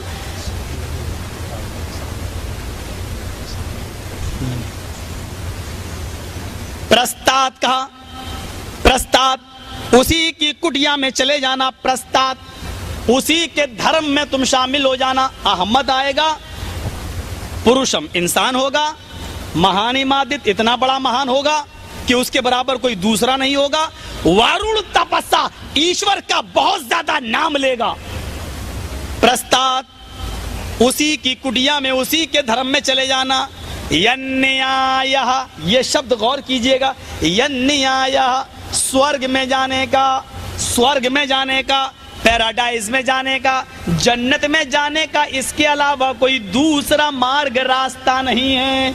यानी जन्नत में जाना है तो इसी रास्ते पे चल के जाना पड़ेगा। ये किताब है भागवत पुराण, स्कंद 12 अध्याय 2 मंत्र नंबर 19, 17, 18, 19, ये 19वां मंत्र है। जरा गौर कीजिए। नाम अहमद किसका था मैं बता चुका हूं, मुहम्मदुर रसूलुल्लाह सल्लल्लाहु अलैहि वसल्लम का। पुरुष इंसान होगा, हम मानते हैं कि वो इंसान थे, भगवान किसी और में माना गया होगा। हमारे बहुत से मुसलमान भाई इंसान मानते ही नहीं, वो नूर मानते हैं, नूर मिन नूरिल्लाह, अल्लाह ने अपने नूर से पैदा किया है। हम मानते हैं कि वेदों ने इंसान कहा है, वो इंसान थे, बशर थे, हमारी तरह थे, खाते थे, पीते थे, चलते थे, सोते थे, शादियां भी आपने की हैं, मकाम व मर्तबे में सबसे बुलंद थे, मकाम व मर्तबे में इंसान होगा, महान इमादत, इतना बड़ा महान पुरुष होगा कि उसके बराबर कोई दूसरा नहीं होगा। हम मानते हैं कि आप इंसान थे, लेकिन इतने महान थे कि आपके बराबर कोई दूसरा पुरुष नहीं है महानता में, मकाम व मर्तबे में। वारुण तपसा, अल्लाह का, ईश्वर का बहुत ज्यादा नाम लेने वाला होगा। मुझे कोई बताए कि ईश्वर का सबसे ज्यादा नाम किसने लिया? कोई ईसाई हो बताए, कोई यहूदी हो बताए, कोई क्रिश्चियन हो बताए, हमारे हिंदू भाई बताएं ईश्वर का सबसे ज्यादा, अल्लाह का सबसे ज्यादा नाम किसने लिया? एक ईसाई को देखो, चलते चलते कहीं गिर गया, चोट लगी, कहता ओ माय गॉड, बस तब अल्लाह याद आता है। यही हाल हमारे हिंदू भाइयों का है, चोट लगी तो राम, हाय राम, या खुशी हुई आह राम, हाय राम। लेकिन जरा मोहम्मदुर रसूलुल्लाह को देखो कि कितना अल्लाह को याद कर रहे हैं। सुबह उठे तो अल्लाह का नाम, सुबह से ले लो, सुबह से सोकर उठते हैं तो अल्लाह का नाम। हमारे हिंदू भाई बताएं सोकर उठते हैं तो क्या पढ़ते हैं? क्रिश्चियन भाई बताएं क्या पढ़ते हैं? मोहम्मद साहब अल्लाह का नाम ले रहे हैं, अल्हम्दुलिल्लाहिल्लज़ी अहयाना बअदा मा मातना व इलैहिन नुशूर, अल्हम्दुलिल्लाहिल्लज़ी, अल्लाह का नाम। वुजू बना रहे हैं नमाज पढ़ने के लिए, वुजू बना रहे हैं तो नाम बिस्मिल्लाह, अल्लाह का नाम। मस्जिद में आ रहे हैं, जैसे ही दाहिना कदम मस्जिद के अंदर रखा, अल्लाहुम्मा फ़्तह ली अबवाब रहमतिक, अल्लाहुम्मा फ़्तह ली, अल्लाह का नाम। मस्जिद के अंदर दाखिल होते हैं, अल्लाहु अकबर, देखिए अल्लाहु अकबर, अल्लाह का नाम। अब खड़े हैं तो अल्लाह का नाम, सुब्हानक अल्लाहुम्मा व बिहम्दिका, या अल्लाहुम्मा बाइद बैनी व बैना खताया, या अल्लाह का नाम। अल्हम्दुलिल्लाहि रब्बिल आलमीन, अल्लाह का नाम। रुकू में गए, अल्लाहु अकबर, अल्लाह का नाम। रुकू में गए तो दुआ पढ़ रहे हैं, सुभान रब्बियल आला, रब का नाम। रुकू से उठ रहे हैं तो समी अल्लाहु लिमन, समी अल्लाह, अल्लाह का नाम। सजदे में जा रहे हैं तो अल्लाह का नाम, सजदे में दुआ पढ़ रहे हैं तो अल्लाह का नाम। दोनों सजदों के बीच में बैठ रहे हैं तो अल्लाह का नाम, अत्तहियात में बैठ रहे हैं तो अल्लाह का नाम, नमाज पढ़ के फारिग हुए तो अल्लाह के नाम से शुरू की थी, खत्म भी अल्लाह के नाम पर कर रहे हैं, अस्सलामु अलैकुम व रहमतुल्लाह, अल्लाह का नाम। जब तक बैठे हैं अस्तगफिरुल्लाह अल्लाह का नाम, अल्लाहुम्मा अंतस्सलाम अल्लाह का नाम, सुभान अल्लाह अल्लाह का नाम, अल्हम्दुलिल्लाह अल्लाह का नाम, अल्लाहु अकबर अल्लाह का नाम, ला इलाहा इल्लल्लाह वहदहु ला शरीका लह अल्लाह का नाम, लहुल मुल्क व लहुल हम्द अल्लाह का नाम। मस्जिद से निकल रहे हैं अल्लाहुम्मा इन्नी असअलुका मिन फज़लिका अल्लाह का नाम, ऊपर चढ़ रहे हैं तो अल्लाहु अकबर अल्लाह का नाम, नीचे उतर रहे हैं तो अल्लाहु अकबर अल्लाह का नाम, आईना मराया शीशा देख रहे हैं तो अल्लाह का नाम, खाना खाने बैठे तो बिस्मिल्लाह अल्लाह का नाम, खाना खाकर फारिग हुए तो अल्हम्दुलिल्लाह अल्लाह का नाम, घर में दाखिल होते हैं तो अस्सलामु अलैकुम व रहमतुल्लाह अल्लाह का नाम, घर से निकलते हैं तो अल्लाह का नाम, हत्ता के लैट्रीन के लिए पेशाब और पायखाने की जरूरत पड़ती है वहां जाते हैं तो उधर भी अल्लाह का नाम, अल्लाहुम्मा इन्नी अऊज़ु बिका मिनल खुब्सी वल खबाइस। जिसने ऐसी जगहों पर भी अपने रब को भूलना गवारा ना किया हो, उससे ज्यादा वरुण तपस्या कौन है, मुझे कोई बताए। मेरे प्यारे हिंदू भाइयों, तुम मेरे भाई हो, हम तुम्हें इस्लाम की निमंत्रण दे रहे हैं, दावत दे रहे हैं, समझो ये तुम्हारी किताबें हैं, हम उन किताबों का अध्ययन तुम्हें देने आए हैं। ये समझ लो कि एक इंडिया से तुम्हारा भाई तुम्हें समझाने के लिए आया है, प्रेम पूर्वक स्नेह पूर्वक मैं तुमसे कहता हूं, जरा मुझे बताओ कि तुम्हारी किताब में वरुण तपस्या का जो शब्द आया है, इस शब्द के अंदर अल्लाह का सबसे ज्यादा, ईश्वर का सबसे ज्यादा नाम लेने वाला कौन है? वरुण तपस्या अल्लाह का सबसे ज्यादा नाम लिया है तो जनाबे मोहम्मद रसूलुल्लाह सल्लल्लाहु अलैहि वसल्लम। प्रस्ताव उसी के नक्शे कदम पे चलना, उसी की कुटिया में चले जाना, उसी के मजहब में शामिल हो जाना, यन्ने आया स्वर्ग में जाने का इसके अलावा कोई दूसरा रास्ता नहीं है, जन्नत में जाने का इसके अलावा कोई दूसरा रास्ता नहीं है। मनतानी दखलल जन्ना, जन्नत में जाना तो मेरी इताअत करो, जन्नत में जाना है तो मेरे मार्ग पे चलो, व मनासानी फक़द अबा, वरना मेरा मुखालिफ, मेरा नाफरमान, मेरा मुनकिर है, वो मुझे मानता ही नहीं। मोहम्मद, मोहम्मद और अहमद के ये नाम मैंने वेदों में बताए हैं। आइए एक प्यारा सा मंत्र और देख लेते हैं, बहुत प्यारा मंत्र। अश्वमा शुगमारूहा देव दत्त्य जगतपति आसिना साधुद मनम षडेश्वर्या गुणन्विता। यहाँ जगतपति कहा गया मोहम्मद सल्लल्लाहु अलैहि वसल्लम को, जगतपति। अभी मैं बताऊंगा जगतपति कौन है। अश्व घोड़ा, संस्कृत जानने वाले बच्चों को मालूम होगा, अश्व मानी घोड़ा। अश्वमा शुगमारूहा, वो ऐसे घोड़े पर बैठेगा जो बहुत तेज रफ्तार से चलेगा। शुगमारूहा, हवा से बातें करेगा। शुगमारूहा, वो घोड़ा हवा से बातें करेगा। कौन देगा वो घोड़ा? देवदत्त, ईश्वर की तरफ से दिया जाएगा। देवदत्त, देव मानी अल्लाह, दत्त देगा, देवदत्त वो देवदूत देगा। परशुराम लेकर आएंगे, अल्लाह भेजेगा, वो घोड़ा देवदत्त देंगे। किसको देंगे? जगतपति। ये है नाम मोहम्मद साहब का। क्या कहा गया? जगतपति। जगत मानी दुनिया और पति मानी, पति मानी मालिक, पति मानी मुहाफिज, पति मानी रक्षक, पति मानी दूल्हा नहीं होता है। एक बात सुन ले, हमारे यहाँ बहुत से हिंदू भाई होंगे, हिंदी की किसी भी डिक्शनरी में पति के माना वो दूल्हा नहीं दिखा सकते। और अगर पति के माना दूल्हा होने लगे ना तो इंडिया में बहुत से नाम बिगड़ जाएंगे। राष्ट्रपति, क्या तर्जमा करोगे भाई? पति के माना अगर दूल्हा करते हो तो राष्ट्रपति की मीनिंग क्या होगी? राष्ट्र मानी देश, पति मानी दूल्हा, पूरे देश का दूल्हा। हमारे देश में तो ऐसे ऐसे लोग राष्ट्रपति बन गए जो एक औरत के दूल्हा नहीं थे। एपीजे अब्दुल कलाम को देख लो, किसका दूल्हा था भाई? शादी नहीं किया वो। प्रधानमंत्री तक तो बेचारे कुंवारे बने बैठे हैं। और एक दौर ऐसा आया कि सब कुंवारे, अटल बिहारी कुंवारे, एपीजे अब्दुल कलाम भी कुंवारे, तमिल की चले जाओ जयललिता कुंवारी, और यूपी की मायावती कुंवारी, सब कुंवारी, कुंवारे हो गए इकट्ठे। उस मौके पर किसी ने कहा था, हाय राम, कुंवारों का है जमाना। अटल बिहारी जी से पूछा गया कि आप शादी क्यों नहीं करते, बोले देश पे हुकूमत करना आसान है, औरत पे हुकूमत करना मुश्किल है। जो शख्स एक औरत पर हुकूमत नहीं चला सकता है उसको लोग पूरे देश का जिम्मेदार बना देते हैं। समझने वाली बात, गौर करने वाली बात है। इंटरव्यू भी क्या दे रहे हैं साहब, औरत पे हुकूमत नहीं चल सकती, देश पे हुकूमत चलाना आसान है, औरत पे नहीं चला सकती। शादी नहीं की, खैर उनकी मर्जी, नहीं की वो जाने। तो राष्ट्रपति, अगर पति का माना दूल्हा करोगे तो क्या तर्जुमा होगा? राष्ट्र मानी देश, पति मानी दूल्हा, पूरे देश का दूल्हा नहीं, गलत है। पति मानी मुहाफिज, रक्षक, राष्ट्र मानी देश, राष्ट्रपति का तर्जुमा देश का रक्षक, देश का मुहाफिज। चूंकि पूरे देश की हिफाजत की जिम्मेदारी राष्ट्रपति के ऊपर आ जाती है, इसलिए उसको कहा जाता है राष्ट्रपति, देश का मुहाफिज। सेनापति क्या तर्जुमा करोगे? फौज होती है ना, फौज, फौज में एक शख्स होता है जो सरदार होता है सेना का, उसको कहा जाता है सेनापति। अब पति मानी दूल्हा करोगे तो क्या तर्जुमा होगा? सेनापति, सेना का दूल्हा, सेना का मुहाफिज। पूरे सेना की हिफाजत की जिम्मेदारी उसके ऊपर होती है, इसलिए उसको सेनापति कहा जाता है। बहुत सी चीजें, करोड़पति, लखपति, क्या तर्जुमा करोगे? करोड़ का दूल्हा, लाख का दूल्हा। पति मानी दूल्हा नहीं होता है, पति के माना होते हैं मुहाफिज।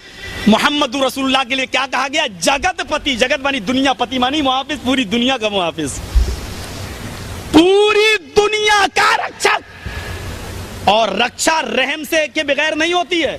हमारे अंदर अगर रहम नहीं होगा और माफ करने का जज्बा नहीं होगा तो हम रक्षा नहीं कर सकते। हिटलर ने क्या किया, सद्दाम ने क्या किया, हम रक्षा नहीं कर सकते जब तक के रहम का जज्बा ना हो। इसलिए अल्लाह ताला ने मोहम्मद रसूलुल्लाह को मुहाफिज नहीं बल्कि रहमत कहा है और पूरी दुनिया के लिए रहमत बनाया है और उसके लिए आलम का लफ्ज इस्तेमाल किया है। वमा अरसलनाका इल्ला रहमतल लिल आलमीन, ऐ नबी हमने आपको सारी कायनात के लिए रहमत बनाकर भेजा है, क्योंकि रहमत होगी तो हिफाजत होगी। आपके अंदर रहमो करम है तो आप हिफाजत कर लेंगे। घोड़ा मिलेगा बुर्राक, हवा से भी तेज रफ्तार से बातें करेगा, जाहिर बात है उसको बुर्राक इसीलिए कहा जाता है। बर्क मानी बिजली, बिजली से भी ज्यादा तेज रफ्तार से चलने वाला। बुर्राक की तरफ इशारा है, मेराज की तरफ इशारा है, इसरा और मेराज की तरफ।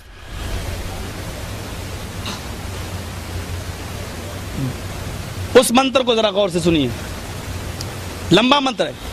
ओवाचिबु प्रति प्रेमणा माया मद विशारद तब देवो महाराज ममदा सत्तुमागिता मर्मोच्छिष्ट समंजियाति तथा तत पश्यभो निर्पिति श्रुत्वा तथा दृष्टा परम विस्मय मागिता चतुर्भिरात्रमिदेव कृष्यामि कृष्यं भवन्तो बांधवा देवा स्वाशेनावतृष्यत शरम श्रुधारी सदूषका उच्चाला पीलिंग गच्छेदीन सर्वभक्षो मतो मम्मः। यह मंत्र मैंने पढ़ा था आपके सामने, गौर कीजिए इस मंत्र में। राजा भोज, यह भविष्य पुराण का मंत्र है, मैंने हवाला दे दिया। प्रतिशत पर खंड 3 अध्याय 3 मंत्र नंबर 25 से 30 तक। क्या कहा गया? अंतिम महर्षि राजा भोज को जब पता चला कि चांद के 2 टुकड़े हो गए, भविष्य पुराण कह रही है चांद के 2 टुकड़े हो गए, तो राजा भोज अयोध्या में आए। अयोध्या, देखिए अयोध्या किसको कहते हैं? हमारे यहां एक जगह का नाम है अयोध्या। बाबरी मस्जिद और राम जन्मभूमि का जो मसला चल रहा है, मैं उसके करीब का रहने वाला हूं। इटावा लोग जानते हैं, यूपी में वो भी पड़ता है। वो अयोध्या है, उसको अयोध्या नहीं कहा गया, वेदों में अयोध्या लिखा, अयोध्या, वो अयोध्या है। फर्क है दोनों में। राजा भोज अयोध्या है, अयोध्या किसको कहा गया? मीनिंग देखिए, युद्ध के माना क्या होते हैं? जंग। युद्ध के माना क्या होते हैं? लड़ाई। और अयुद्ध, अयोध्या ऐसी जगह जहां जंग ना हो, जहां जंग लड़ना हराम हो। जैसे कहा जाता है ना, यह काम संभव है, संभव मानी मुमकिन, हाँ ठीक है संभव है, हम करेंगे, मुमकिन है। और कहना हो नामुमकिन तो क्या कहेंगे? असंभव, गैर मुमकिन, नामुमकिन। उचित, मुनासिब है, यार उचित पैसे लगा लो, उचित। और अनुचित, गैर मुनासिब, नामुनासिब। आ लगाने से ना का माना पैदा होता है। युद्ध के माना जंग। अयोध्या ऐसी जगह जहां जंग न लड़ी जाए। अल्लाह ने ऐसी जगह को दारुस्सलाम कहा है। वल्लाहु यहदी इला दारिस्सलाम, अल्लाह तुम्हारी रहनुमाई करता है दारुस्सलाम, सलामती के घर की। वो मक्का है, मक्का जहां जंग लड़ना हराम है, जहां किताल करना हराम है, जहां रोजाना फायरिंग होती हो वो अमन नहीं है, जहां रोजाना दंगे होते हो वो अमन, वो उसको आप अयोध्या नहीं कह सकते हैं, वो अयोध्या है, अयोध्या नहीं हो सकता वो। जहां रोजाना चोरी हो, डकैती हो, उसको अयोध्या नहीं कह सकते, युद्ध, जंग वाली जगह। और यहां कहा गया अयोध्या, अंतिम ऋषि कहा अयोध्या, अयोध्या। राजा भोज अयोध्या यानी मक्का आया। आने के बाद उसने मोहम्मद साहब से मुलाकात की और उसने कहा क्या ये चांद के 2 टुकड़े आपने किए हैं? आपने कहा मैंने उंगली के इशारे से 2 टुकड़े किए हैं। तब उसने जो अल्फाज कहे वो भविष्य पुराण के अंदर लिखे हैं, नमस्ते गिरजानाथ, देखिए अल्फाज, नमस्ते गिरजानाथ मरुस्थल निवासिने बहुमाया पर्वतिने। हाय गिरजानाथ, मैं आपकी शरण में आया हूं, आपको नमस्कार करता हूं, आपको आदाब करता हूं, आपको सलाम करता हूं। राजा भोज कह रहा है मैं आपको सलाम करता हूं, मुझे अपनी शरण में आया हुआ अपना दास समझो, अपना गुलाम समझ लो। बहुमाया पर्वतन है, बहुत सी माया में पर्वत होने वाले, यानी बहुत सी ऐसी चीजें जो आम लोग न कर पाए आप कर रहे हैं, आप दिखा रहे हैं, यानी मौजिज़े दिखलाने वाले। यानी चांद के 2 टुकड़े जो हर आदमी के बस की बात नहीं है वो आपने किया। पत्थर उठाया, कंकरी, अबू जहल ने पूछा कि बताओ मेरे हाथ में क्या है, अगर आप बता दोगे तो मैं ईमान ले आऊंगा। आपने कहा चचा जान इस मुट्ठी को अपने कान में लगाओ, तुम्हारे मुट्ठी की कंकरियां खुद बतला रही हैं कि मैं कौन हूं। उसने अबू जहल ने, आपके चचा ने उस मुट्ठी को अपने कान में लगाया, कंकरियों से कलमा निकल रहा था, अशहदु अन ला इलाहा इल्लल्लाह व अशहदु अन्ना मुहम्मदन अब्दुहु व रसूलुहु। ऐसी चीज को संस्कृत में कहते हैं बहुमाया पर्वत ने, बहुत सी माया में पर्वत होने वाले, बहुत सी चीजों को दिखलाने वाले जो और लोग न कर पाए उनको दिखलाने वाले। मैं आपकी शरण में आया हुआ आपका गुलाम हूं। आपकी पहचान, आपके मानने वालों की पहचान ये है, वो लेके आए। और अपने भारत में आने के बाद कहा मोहम्मद साहब के मानने वाले जब भारत में आएंगे तो उनके अंदर ये पहचान होगी, ये पहचान जब तुम उसके अंदर देख लेना तो तुम ईमान ले आना, तुम भी उसी धर्म को स्वीकार कर लेना। राजा भोज ने वो पहचान क्या बताई, शरम शुरूधारी सदूषका। पहचान देखिए, मैं नहीं कहता हूं, किसी पंडित के तर्जुमे में देख लो, मीनिंग में देख लो क्या लिखा है। डॉक्टर वेद प्रकाश उपाध्याय ने इसकी मीनिंग यही की है जो मैं आपको बतला रहा हूं। एम श्रीवास्तव ने जो पीएचडी किए हिंदू विश्वविद्यालय बनारस से, उनकी मीनिंग, उनका तर्जमा मैं आपके सामने रख रहा हूं। क्या तर्जमा है उनका? कहते हैं शर्म शुरूधारी, अंतिम महर्षि के कल की अवतार के मानने वाले लंबी दाढ़ी रखेंगे। यहां से हमारे हनफी भाइयों का वो मसला भी निकल गया, एक मुश्त वाला। वो लंबी दाढ़ी रखने वाले होंगे लेकिन उनकी पहचान ये होगी शर्म शुरूधारी, दाढ़ी में गांठ नहीं लगाएंगे। गांठ देखा कभी आपने? इंडिया गए होंगे, देखा होगा आपने, ऐसे कर लेते हैं। बाबा रामदेव को देख लो, सिखों को देख लो, ऐसे गांठ लगा लेते हैं और उसको सुखा लेते हैं, ऐसा लगता है जैसे नारियल का गुच्छा, नारियल का गुच्छा सा बना लेते हैं, वो सुखा लेते हैं उसको। तो उनकी पहचान ये होगी मोहम्मद। राजा भोज बतला रहे हैं कि मोहम्मद और उनके साथियों की पहचान क्या होगी जब वो भारत में आएंगे। शर्म शुरूधारी, दाढ़ी तो लंबी रखेंगे लेकिन दाढ़ी में गांठ नहीं लगाएंगे। सादूषका, अपने सर को साफ करेंगे, चोटी नहीं रखेंगे। सादूषका, हमारे हिंदू भाइयों में चोटी होती है ना, पूरे बाल साफ कर लेते हैं, यहाँ थोड़ा सा वो छोड़ देते हैं, उसको टिक्की भी बोलते हैं, कहीं कहीं टिक्की, कहीं कहीं चोटी उसको बोलते हैं, इतना। और उनका ये आस्था है, ये विश्वास है कि शंकर जी की चोटी से गंगा जमुना निकली है। ये हिंदू धर्म की किताबों में निकला है, लिखा है कि शंकर जी की चोटी से गंगा जमुना। हमारे यहाँ एड़ी का जिक्र है, इस्माइल अलैहिस्सलातु वस्सलाम एड़ी रगड़ रहे थे और हजरत हाजरा सफा और मरवा के चक्कर लगा रही थी और पानी नहीं मिल रहा था, तो अल्लाह ताला ने उनकी दुआ सुनी, कहा जिब्राइल जाओ, जहां मेरा बंदा इस्माइल एड़ियां रगड़ रहा तुम पर मारो, पानी का चश्मा मैं जारी करता हूं। यहाँ एड़ी मारी, जमजम निकला, वहां चोटी से गंगा जमुना निकली। थोड़ा सा मुआसलत देखिए, किसी हद तक ये वाकयात वहां बहुत मौजूद हैं, लेकिन चूंकि बहुत प्राचीन धर्म है इसलिए तगय्युर हुआ है, तब्दीली हुई है, या यूं कह लीजिए असली में डालडा मिला है, ओरिजिनलिटी में डुप्लीकेट की आमेजिश हुई है। यहां चोटी का वर्णन है, यहां एड़ी का, यहां लंबी दाढ़ी का वर्णन है, लेकिन दाढ़ी में गांठ लगाने का नहीं। बाल साफ करने का भी जिक्र है लेकिन बाल में चोटी रखने का नहीं। वो आखिरी नबी के मानने वाले जब भारत में आएंगे लंबी दाढ़ी रखेंगे, दाढ़ी में गांठ नहीं लगाएंगे। बाल साफ करेंगे लेकिन चोटी नहीं रखेंगे, चोटी नहीं रखेंगे। लिंगच्छे उच्चालापी लिंगच्छे दिन, और ऊंची जगह पर उच्चालापी, ऊंची जगह पर खड़े होकर आलाप करेंगे।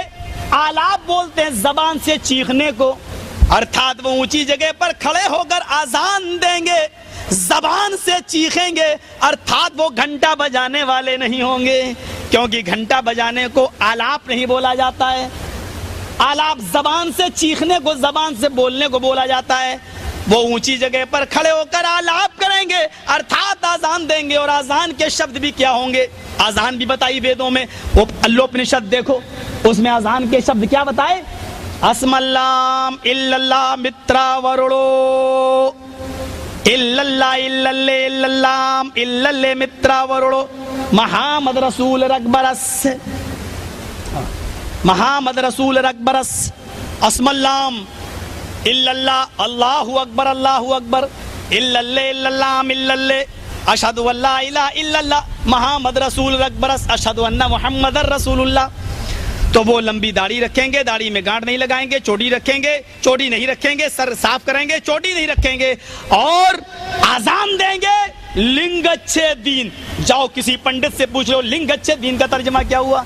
लिंगच्छे दीन, वो अपना खतना कराने वाले होंगे, आखिरी नबी के मानने वाले। आज भी आपकी किताबों में लिखा है आखिरी नबी के मानने वाले खतना भी कराएंगे। खतना, हिंदू भाइयों में भी खतने का जिक्र है, नहीं है तो मैं ये बात नहीं बताऊंगा। आप किसी हिंदू पंडित से यहाँ से फोन पे बात करके देखें, इंडिया और नेपाल वगैरह, और पूछें कि अगर खतने का सबूत नहीं है हमारे यहाँ तो ये शिवलिंग की पूजा क्यों होती है, ये शिवलिंग कहाँ से आया। देखो वो पंडित आपको क्या बताता है, आपको आपकी किताब की हकीकत नहीं बताएगा, बल्कि कहेगा कि छोड़ो ये बहुत पुरानी बात है, इस तरीके की बातें बताएगा। वरना शिवलिंग, पूछो लिंग की पूजा क्यों होती है। लिंग को काटा गया बाकायदा और उसकी पूजा हो रही है, खतना हुआ है और उसकी पूजा हो रही शिवलिंग की, तो वो खतना कराने वाले होंगे। और सर्वभक्षो मतो मम्मा, आखिरी बात, सब कुछ खाएंगे, मांसाहारी भी होंगे और शाकाहारी भी होंगे, बिना कौलन च पशवस्तेषा, लेकिन वो जानवर नहीं खाएंगे जिस पर कौल मंत्र यानी कलमा ना पढ़ लिया गया हो। जब तक उस जानवर को बिस्मिल्लाह अल्लाहु अकबर कहकर हलाल ना कर लिया गया हो, वो कुत्ता खिंजीर वगैरह नहीं खाएंगे। मुसले नेओ, ये शब्द भी मौजूद है, मुसले नेओ संस्कारा, और इनको दुनिया मुसलमान के नाम से याद कर रही होगी। ये किताबें हैं आपकी, और मैंने इस्लाम को आपकी किताबों से, मोहम्मद रसूलुल्लाह को आपकी किताबों से मैंने साबित किया है। मुझे उम्मीद है कि अगर आपको सोचने का, समझने का वक्त है, आप देखें, कैसेट ले जाएं, सुने, और हम प्रार्थना करते हैं ईश्वर से, दुआ करते हैं अल्लाह से कि इलाहुल आलमीन हम सबको सत्य मार्ग पे चलने की प्रेरणा दे, हम सबको सत्य मार्ग पे चलने की तौफीक दे, हम सबको सिराते मुस्तकीम को बताए, हम सबको सिराते मुस्तकीम समझने की भी तौफीक अता फरमाए, और मोहम्मद रसूलुल्लाह से मोहब्बत करने की तौफीक अता फरमाए। वमा अलैना इल्लल बलागुल मुबीन व आखिरु दाअवाना अल्हम्दुलिल्लाहि रब्बिल आलमीन। अस्सलामु अलैकुम व रहमतुल्लाहि व बरकातुहू।